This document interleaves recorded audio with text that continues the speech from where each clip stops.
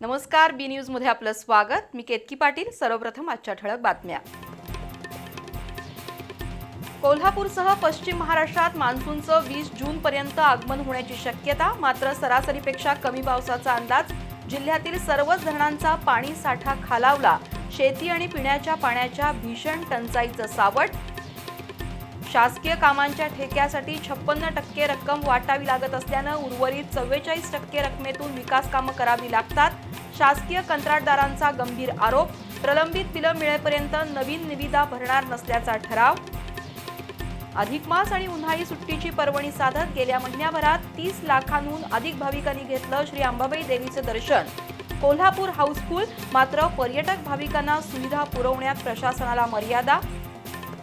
शिरोळ तालुक्यातील बुबनाळच्या शेतकऱ्यांना अवघ्या 30 गुंठ्यात घेतलं मिरचीचं विक्रमी उत्पादन। योग्य नियोजन आणि ठिबक सिंचनामुळे प्रयोग यशस्वी। आणि जगभरात जाणवतोय रक्ताचा तुटवडा।